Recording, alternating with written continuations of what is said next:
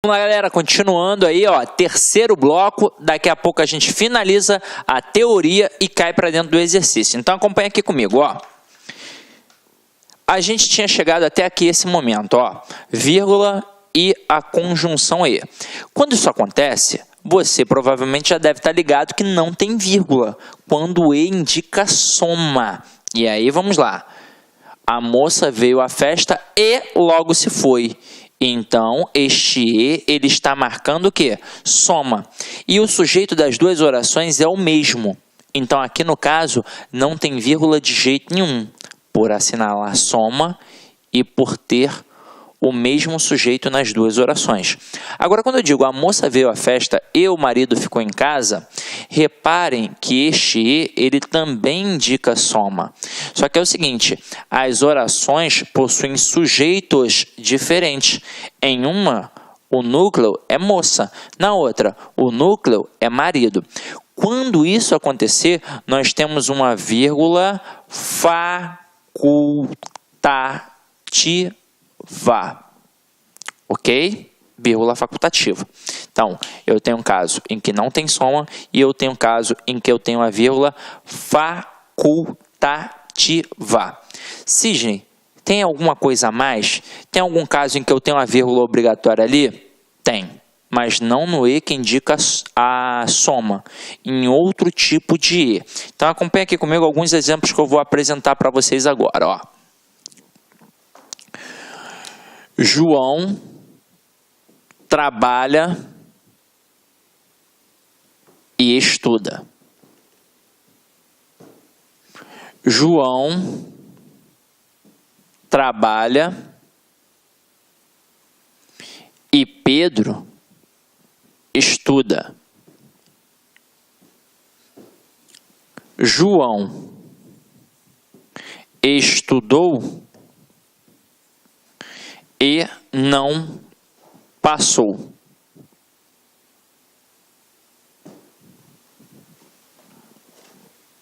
Siga este conselho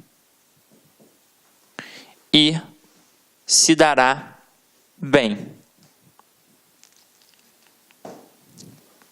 Então vamos lá. Eu tenho 4 situações aqui em que nós apresentamos o E. O E, ele indica a soma nas 2 primeiras sentenças. Então, ó, Pedro, além de trabalhar, João, além de trabalhar, ele também o quê? Estuda. Então, o sujeito nas 2 orações é o João. Então, quando E indica soma e é o mesmo sujeito nas 2 orações, eu não tenho vírgula, vírgula proibitiva. Agora aqui, João trabalha e Pedro estuda. Opa, quem é que trabalha? O João. Quem é que estuda? O Pedro. Então, esse E, ele também indica soma, mas os sujeitos são diferentes. Então, neste caso aqui, entra uma vírgula facultativa. Agora, João estudou e não passou. O E que está aqui, ele indica soma? Não, ele indica oposição, adversidade, contraste. É isso que ele indica. Então, ele pode ser substituído pela conjunção mais, pela conjunção porém, pela conjunção todavia. E aí, nesse caso, eu tenho aqui uma vírgula obrigatória. Então, ó, João estudou, mas não passou. João estudou, porém não passou. João estudou e não passou. Então, aqui entra uma vírgula obrigatória, exatamente por não estar marcando a soma. Agora aqui, siga este conselho e se dará bem. Reparem que aqui eu tenho um modo imperativo. E quando eu tenho um modo imperativo, quando eu tenho uma ordem, eu preciso justificar a ordem. Então, a outra oração ela é o quê? Ela é explicativa. Então, siga este conselho, pois se dará bem. Siga este conselho, porque se dará bem. Então, aqui entra também uma vírgula obrigatória, que separa a oração coordenada da oração coordenada sindética e explicativa. Assim como aqui eu separo a oração coordenada, assindética, da oração coordenada sindética adversativa, porque é a mesma vírgula do princípio da enumeração. A vírgula da enumeração não é aquela que isola, que destaca elementos de mesma função? Então, as orações coordenadas, elas são equiparadas, elas têm as mesmas funções. Então, eu coloco a vírgula ali no meio delas. Eu só não coloco quando eu tenho o e, que indica a soma, ou quando eu tenho o ou, que indica a alternância. Venha cá, ou perderá a vez. Ali também não tem vírgula. E quando eu coloco o nem também, que também indica a soma, tá? Mas geralmente na prova o camarada coloca o e, porque é o grande calcanhar de Aquiles de muito candidato, ok? Então vamos lá, vamos continuar a nossa brincadeira aqui agora. Então, matei este e de todas as formas, e agora a gente vai para o etc. Nossa quarta observação. O negócio é o seguinte, teoricamente, quando eu tenho etc, eu não devo ter a vírgula, porque eu coloco pintamos paredes, vírgula, tetos, pisos, etc. Por que teoricamente? Porque a expressão etc, ela é uma abreviação, na verdade, da expressão latina etc, que significa e entre outros. Então, é como se já tivesse o e. Por isso não tem a vírgula. Então, pintamos paredes, vírgula, tetos, vírgula, e entre outros. Então, é como se não tivesse ali a necessidade de colocar a vírgula. Então, por isso a gente não coloca. Teoricamente, é assim. Agora, quando você pega as gramáticas, até para avaliar, até quando o cara diz que não é para colocar, nos textos dos caras tem o quê? A vírgula. E é o seguinte, eu vou até te tranquilizar. Nunca caiu isso numa prova de concurso público. Nunca, nunca. Mas, a título de curiosidade e a título gramatical, teoricamente não deveria ter o quê?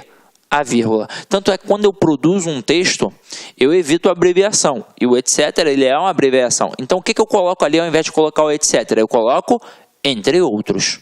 Beleza? Tranquilo? Então, vamos lá. Como não é muito importante, vamos adiante. Agora, a gente tem que trabalhar a vírgula e o quê? Todos viram que a água acabou e o professor pediu que todos fizessem silêncio. Nessas duas primeiras construções, a gente tem o quê? Conjunção integrante. Todos viram isso. O professor pediu isso. Quando que é uma conjunção integrante, é impossível que tenha vírgula. Até mesmo porque a conjunção integrante, ela encabeça uma oração subordinada substantiva, que pode ter função de sujeito, função de objeto direto, função de complemento nominal. Então, teoricamente, se eu colocasse uma vírgula ali, eu estaria separando o sujeito de um verbo, ou um verbo de um complemento exigido por ele, ou então um nome de um complemento exigido por ele. Então, não tem vírgula de jeito nenhum. Nenhum, a não ser que apareça uma estrutura intercalada ali no meio, e não é o caso aqui dessas expressões. Agora, quando este que for um pronome relativo, ele encabeça uma oração subordinada adjetiva. E aí, quando eu tenho uma oração subordinada adjetiva, eu tenho uma divisão. Eu posso ter a oração subordinada adjetiva restritiva, que não tem vírgula, e a oração subordinada adjetiva explicativa, até porque todo termo explicativo na língua portuguesa tem a vírgula. Então, aqui, restrição. Os alunos que foram aprovados não farão prova final. E aí vamos entender por que aqui a gente está fazendo uma restrição.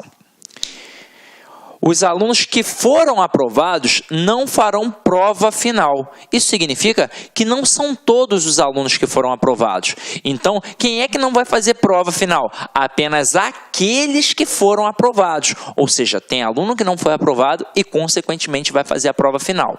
Tranquilo ou não tranquilo? Então, aqui eu tenho uma restrição. E por que a gente não coloca vírgula? Porque é de suma importância para o entendimento da frase. A gente estudou isso nas orações subordinadas adjetivas. Agora aqui, explicação ou generalização. Eu digo assim, os alunos que foram aprovados não farão prova final. Então, na hora que eu coloco vírgula, eu não marco que é um termo explicativo? Marco. E se é um termo explicativo, não pode ser retirado? Pode. Então, é como se eu pudesse dizer, os alunos não farão prova final. Então, aqui eu tenho uma explicação. Nas provas, os camaradas perguntam a classificação da oração, se é oração subordinada adjetiva, restritiva ou explicativa, é mole, quando não tem a vírgula é restritiva, quando tem a vírgula é explicativa, ou seja, quando não tem vírgula indica uma restrição, quando tem a vírgula indica uma explicação. E agora, vou te perguntar, se eu retiro a vírgula, tem algum prejuízo gramatical? Nenhum. Continua tendo a estrutura correta, mas eu tenho que alteração semântica, ok? Agora aqui, a Terra que gira em torno do Sol é o terceiro planeta do Sistema Solar. E mais uma vez eu tive aqui agora uma estrutura de explicação. Quem é que gira em torno do Sol? A Terra. Então aqui eu tenho uma oração subordinada adjetiva explicativa. Só que é o seguinte, em relação a essa explicação, você precisa tomar muito cuidado, porque às vezes o avaliador ele é traiçoeiro. Então ele vai dizer que essa estrutura que foram aprovados, que está entre vírgula, e essa aqui, que gira em torno do Sol, que está entre vírgula, ele vai dizer para você que sintaticamente é um aposto. E aí você vai pensar, faz todo sentido, mas não é. Ué, mas não pode ser retirado? Não é uma explicação? É, mas aposto é função de substantivo. Tanto é que eu tenho a oração subordinada substantiva apositiva. E aqui é uma oração adjetiva. Então, sintaticamente, sempre a oração subordinada adjetiva terá a função de um adjunto adnominal. Não importa se é restritiva ou explicativa, ok? E agora, última coisinha que a gente vai falar sobre a vírgula, que eu já mencionei antes, mas a gente vai dar só a ênfase aqui, ó. O que é vírgula vicária?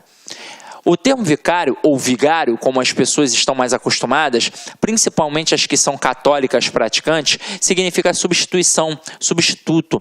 Diz-se, por exemplo, que o sacrifício de Cristo foi vicário, porque ele substituiu o homem na cruz, que realmente deveria morrer pelos pecados cometidos. Então, uma vírgula vicária é aquela que substitui o verbo na oração. Portanto, faz com que a gente tenha um zeugma. Exemplo, João estuda muito, mas seu irmão quase nada. João estuda muito, mas seu irmão não estuda. Ou seu irmão não estuda nada. Então a gente omitiu o quê? Omitiu o verbo estudar. Então isso é um zeugma. A vírgula substituiu na segunda oração a forma verbal estuda. João estuda muito, mas seu irmão estuda quase nada. Então a gente entendeu, já tinha entendido, acho que anteriormente, o que é uma vírgula vicária que marca a omissão de um termo. Ou seja, é uma elipse, mas como é elipse de um elemento que já apareceu, a gente tem um zeugma, e se a gente tem um zeugma, a gente fez, na verdade, uma coesão referencial anafórica. Tranquilo? Agora, ponto e vírgula, galera. Separa elementos coordenados que já possuem a vírgula.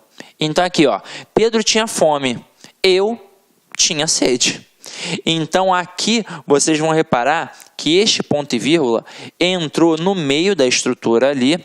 Por quê? Porque a gente já tinha uma vírgula. Então se já tinha uma vírgula que, no caso, assinala a omissão do verbo aqui, ó, Pedro tinha fome, eu tinha sede. Então a gente tem aqui uma vírgula vicária.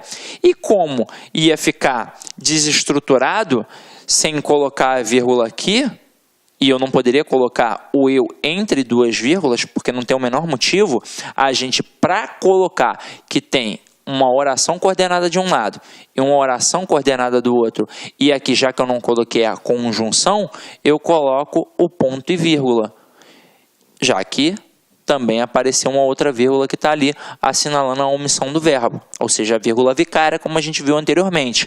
Agora aqui, estive na Bahia, que é quente, no Pará, que é frio, e em Brasília, que é seco. E mais uma vez você vai reparar que tivemos estruturas coordenadas. Agora, na primeira, estive na Bahia, vírgula, que é quente. Então essa vírgula aqui é para separar uma estrutura explicativa. Só que aí eu vou começar com a segunda estrutura, que é coordenada à primeira e que vai ter uma vírgula explicativa para dizer que no Paraná é frio. Então, caramba, eu tenho que marcar esta coordenação com um ponto e vírgula. Assim como eu vou fazer no próximo elemento, que é Brasília. Ponto e vírgula, e em Brasília, que é seco. Até aí, tudo bem? Agora, separa orações coordenadas assindéticas ou coordenadas sindéticas, geralmente com conjunção móvel ou que admita vírgula. Então, aqui, ó, comi muito e passei mal. Então, aqui, ao invés de colocar a conjunção, a gente coloca o quê? O ponto e vírgula. Comi muito, logo não dormi bem. E aí, entrou uma estrutura do logo, que é conclusiva e que já apareceu o quê?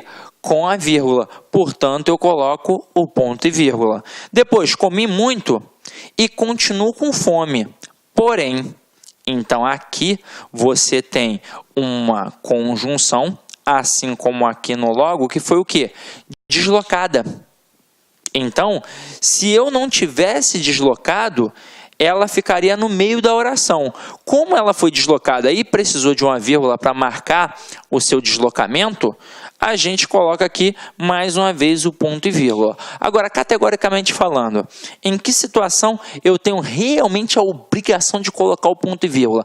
Naquelas famosas listinhas, e que vão assinalar o quê? Elementos coordenados, elementos de função igual. Nas listas das convocações da seleção brasileira, por exemplo, aí o camarada coloca lá, ó, goleiro, e aí vai colocando. Aí Cafu não, Cafu não é goleiro, né? Tafarel, porra. É porque eu não lembro da seleção atual, né? Eu lembro da antiga. Então vamos lá. Tafarel, ponto e vírgula. Cafu, ponto e vírgula. Roberto Carlos, ponto e vírgula. Aldair, ponto e vírgula. E por aí vai. Então ali tem vírgula, ponto e vírgula obrigatório. Tanto é que quando a gente trabalha uma prova em que o cara vai trabalhar, por exemplo, um texto jurídico, ali você tem a sequência das leis, a sequência dos incisos, e aí você coloca uma listinha para poder enumerar alguns elementos que são necessários. Você vai perceber que tem sempre a parada, ponto e vírgula, aí embaixo, ponto e vírgula, embaixo, ponto e vírgula, e por aí vai. Então, o ponto e vírgula, ele sempre serve para esse tipo de listinha, para separar elementos de mesma função, ou seja, elementos coordenados, tá? Agora, chegou um camarada que merece todo o nosso respeito. Por quê? Porque é cobrado em prova. Travessão, parênteses e 2 pontos. Então, observa só essas 3 primeiras estruturas aqui, ó. Comprei frutas, morangos, peras e uvas. O que eu comprei? Frutas. Então, aqui eu já disse o que eu comprei. Mas que tipo de frutas eu comprei? Morangos, peras e uvas. Então, essa estrutura aqui, ó, não está servindo para explicar a estrutura das frutas que eu já comprei? Tá, não tá? Então, aqui cabe 2 pontos para eu mostrar que eu tenho ali uma estrutura positiva. Isso aqui é um aposto, porque serve para explicar que frutas eu comprei. Então, cabe ali os 2 pontos. Mas também cabe um travessão. Comprei frutas, travessão. Morangos, peras e uvas. O aposto pode ser marcado ali pelo travessão também. Cabe parênteses? Cabe. Só que é o seguinte, quando eu abro um parênteses, obrigatoriamente em qualquer estrutura eu tenho de fechar. Então aqui, ó, comprei frutas.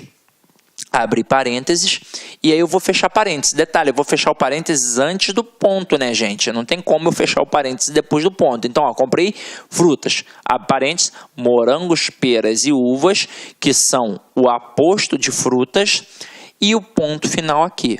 Então, tudo isso é permitido. Só que é o seguinte, onde é que está essa estrutura de aposto? No final da estrutura. Então, por isso eu pude começar apenas com 2 pontos e colocar e finalizar com 1 ponto. Eu pude colocar um travessão e finalizar com 1 ponto, ou então eu ainda pude colocar entre parênteses e colocar o ponto lá no final. Agora, aqui, nessas próximas 2 estruturas, vocês vão reparar que o aposto vai aparecer intercalado. Então, ó, comprei frutas, morangos, peras e uvas para mim. Comprei frutas, morangos, peras e uvas para mim. Vai caber os 2 pontos aqui? Não, é impossível. Por quê? Porque os 2 pontos, ele só vai caber quando esse aposto, quando essa estrutura, que é até uma estrutura de... Olá, meus amigos, minhas amigas, sou o professor Luiz Antônio Carvalho, com muito prazer, muita satisfação, estou aqui para apresentar, fazer um convite muito especial, aliás, para você do Rio de Janeiro, que vai fazer o concurso para o Agente Educador 2 da Secretaria Municipal de Educação. Nós aqui da La Concurso, nós elaboramos aí um curso muito competitivo, que atende às 3 disciplinas, língua portuguesa, matemática e ECA. Este curso super competitivo, é um curso aí com bastante profundidade, por apenas 10 parcelas de R$15. É isso mesmo, R$150 você vai ter esse super curso, fazer esse investimento, prazo de acesso 120 dias. Além disso, nós temos aqui o nosso personal coach, que eu estudo em regime de metas, que começa no dia 15/4, inclusive se quiser matricular antes, já temos aulas disponíveis para vocês. Papo reto, se você cumprir o personal coach, assistir às nossas videoaulas, seguir as orientações pedagógicas do nosso professor, eu tenho certeza absoluta que você estará muito competitivo e estará disputando reais vagas no dia 16 de junho da prova do Agente Educador. Bacana, meus amigos? Então, eu espero vocês. Quer fazer sua matrícula? Tem um link aqui embaixo, você pode clicar e se matricular no nosso curso online. Ok, pessoal? Um forte abraço, espero vocês. Tchau, tchau.